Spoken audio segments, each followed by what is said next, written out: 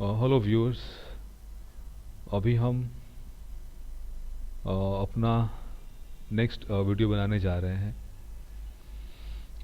ये video talkenglish.com के ऊपर आधारित है।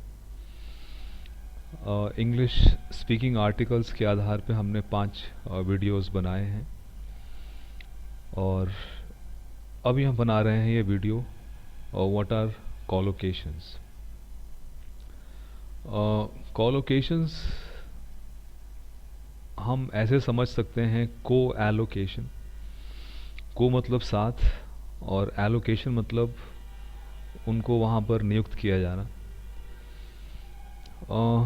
अक्सर हम जब किसी भाषा को देखते हैं समझते हैं तो हम पाते हैं कि अक्सर कुछ शब्द साथ साथ पाए जाते हैं। जैसे हिंदी में भी हम कुछ उदाहरण सोच सकते हैं। जैसे कि अच्छा मित्र और परम मित्र। मैं समझता हूँ कि ज़्यादातर लोग परम शब्द का इस्तेमाल ज़्यादा करते हैं। तो परम जो है वो मित्र का एक कॉलोकेशन वर्ड है। तो कॉलोकेशन वर्ड के ऊपर मैंने अपना एक प्रेजेंटेशन बनाया है जो इसी पेज के ऊपर आधारित है और मैं भी आपको पहले वो प्रेजेंटेशन दिखाता हूँ।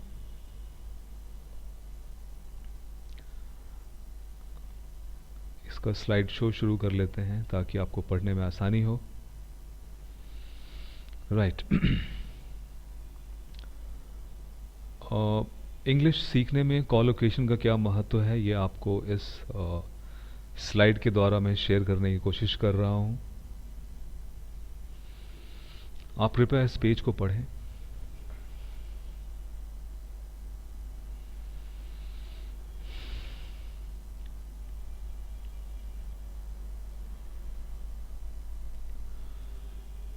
तो बड़ा सिंपल है।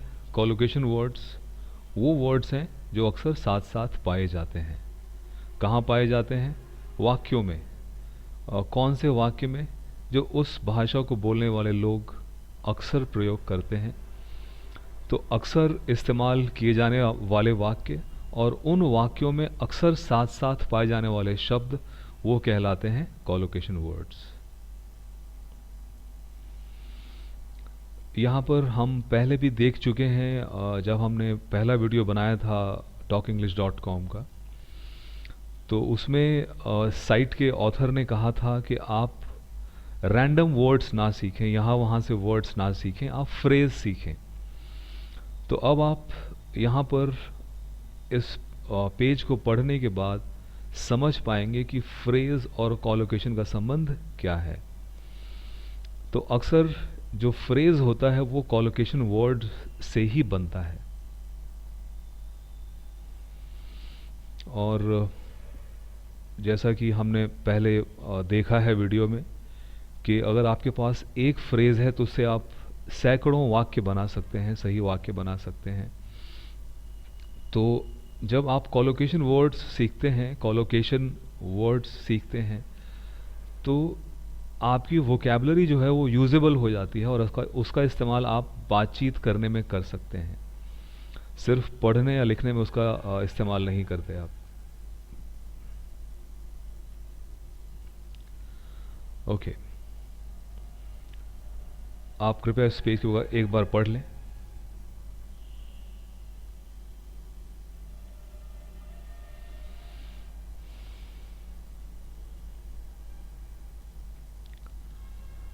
तो यहाँ पर जो काम की बात है कि जब भी आप डिक्शनरी में किसी शब्द का मतलब देखें तो वहाँ पर उसी के थोड़ा सा आगे जाकर आप पाएंगे एग्जाम्पल सेंटेंसेस। कृपया उन एग्जाम्पल सेंटेंसेस को ज़रूर पढ़ें ताकि आप उस वर्ड का इस्तेमाल फ्यूचर में आसानी से कर सकें।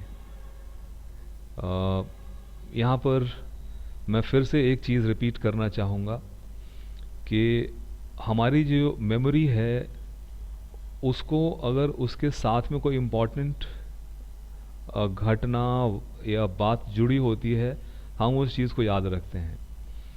तो हम अगर सिर्फ एक डिक्शनरी खोलकर एक वर्ड का मतलब जान जाएंगे, तो एक डिक्शनरी तो बहुत बड़ा होता है, उसमें सैकड़ों पेज होते हैं, आप कई बार उस डिक्शनरी को इस्तेमाल करेंगे।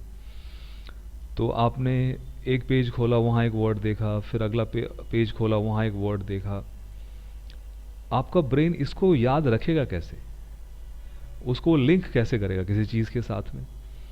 तो इसीलिए जब आप डिक्शनरी में वर्ड का मतलब ढूंढें तो एग्जाम्पल सेंटेंसेस को ज़रूर पढ़ें और उसको ज़रूर समझें। जब आप उस सेंटेंस को समझ जाएंगे तो आपको उस वाक्य को याद करने में और रिकॉल करने में आसानी होगी।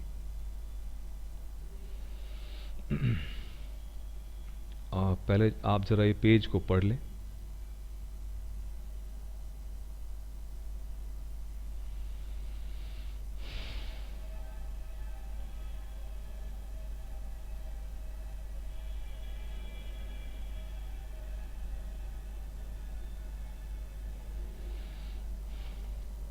राइट, हमें इंग्लिश के हर शब्द का कॉलोकेशन जानने की ज़रूरत नहीं है।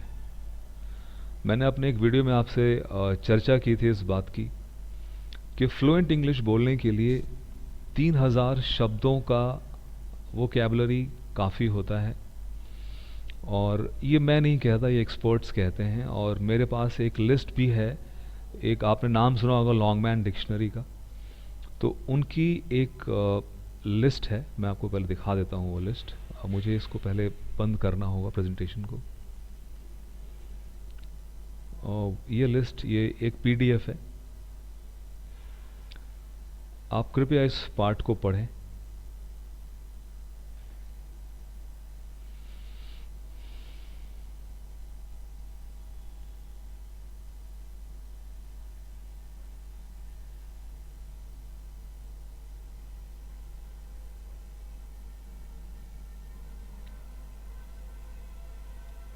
आपने अगर पढ़ लिया हो तो मैं थोड़ा इसको समझाने की कोशिश करता हूँ। कॉर्पस जो है वो पूरा एक कलेक्शन है शब्दों का, और वो कह रहे हैं कि इसमें लगभग 390 मिलियन वर्ड्स हैं कॉर्पस में। मिलियन होता है 10 लाख के बराबर, तो 390 गुने 10 लाख कितने वर्ड्स होंगे आप खुद कैलकुलेट कर सकते हैं। तो इतने सारे वर्ड सीखना मेरे ख्याल से तो बहुत मुश्किल काम है। तो लर्नर्स की सुविधा के लिए इन लोगों ने रिसर्च किया और 3000 उन वर्ड्स की लिस्ट बनाई जो कि बोलने में और लिखने में सबसे ज़्यादा इस्तेमाल होते हैं। और उन्होंने वहाँ भी ग्रेडिंग किया है, टॉप 1000 वर्ड्स, मतलब सबसे ज़्यादा इस्तेमाल होने वाले 1000 शब्द, फिर 2000, फिर 3000। और ये लिस्ट नीचे है, मेरे ख्याल से ये लिस्ट यहाँ पे शुरू होती है। मैं थोड़ा आपको ये समझा देता हूँ कि ये लिस्ट कैसे है। हम इस पहले एंट्री को देख लेते हैं। एडल्ट नाउन है, ये तो आप समझ गए होंगे। और एस मतलब स्पीकिंग, तो ये स्पीकिंग में टॉप 2000 के लिस्ट में है, और राइटिंग में भी टॉप 2000 के लिस्ट में है। अब हम अगला देख लेते हैं, जैसे ये वाला है ऑल्सो। ऑल्सो एक एडवर्ब है। एडवर्ब वो है जो वर्ब की विशेषता बतलाए, और इसको आप देखें कि ये स्पीकिंग और राइटिंग दोनों में टॉप 1000 में है। तो कहने का मतलब कि जो टॉप 1000 में है जिसका स्थान, वो वर्ड ज़्यादा बार इस्तेमाल होता है, ज़्यादा इम्पॉर्टेंट है। जब आप डिक्शनरी देखेंगे, मैं आपको डिक्शनरी यूज़ करना भी सिखाऊंगा। तो मेरे पास ऑक्सफोर्ड डिक्शनरी है, और ऑक्सफोर्ड डिक्शनरी में जो ये टॉप 3000 वर्ड्स होते हैं, ये हर डिक्शनरी में होता है। तो उस वर्ड के पीछे एक चाबी का साइन होता है जो ये बताता है कि आपको ये वर्ड ज़रूर सीखना चाहिए। अभी मैं फ़िलहाल इसको बंद कर देता हूँ, और मैं आपसे ये भी कहना चाहता हूँ कि ये जो 3000 वर्ड्स हैं, इसको रट्टा मारने की ज़रूरत नहीं है। इनफैक्ट अगर आप रेगुलर पढ़ेंगे नॉर्मल चीज़ें, मैंने आपको एग्जांपल दिया था कॉमिक्स का, प्लेज़ का, स्टोरीज़ का, नॉवेल्स का, सिंपल मैगज़ीन्स भी आप पढ़ सकते हैं। अखबार पढ़ने की सलाह मैंने नहीं दी थी। तो जब आप मान लीजिए कॉमिक्स पढ़ेंगे और उसमें आपको कोई वर्ड समझ में नहीं आ रहा, तो आप जब डिक्शनरी में जाएंगे तो चांसेस है कि वो टॉप 3000 की लिस्ट वाला ही वर्ड होगा। तो इसीलिए इस वर्ड के पीछे परेशान होने की ज़रूरत नहीं कि लिस्ट कहाँ पर है, इसको ढूंढ लेता हूँ, इसका घोटा मार लेता हूँ। प्लीज़ ऐसा मत कीजिए। नॉर्मल वे में सीखिए, धीरे धीरे सीखिए। आप 3000 नहीं, आप 30,000 वर्ड सीख जाएंगे। स्लाइड शो दोबारा शुरू करने की आवश्यकता अब शायद नहीं पड़ेगी, क्योंकि हमारा ये प्रेजेंटेशन यहाँ समाप्त हो चुका है। और इस वीडियो में इतना ही। देखने के लिए धन्यवाद। मैं आपके सुझावों की प्रतीक्षा करूँगा, और इंग्लिश सीखने में मैं आपके अगर काम आ सका तो मुझे बड़ी प्रसन्नता होगी। और ईश्वर आपकी मदद करे। बहुत बहुत धन्यवाद।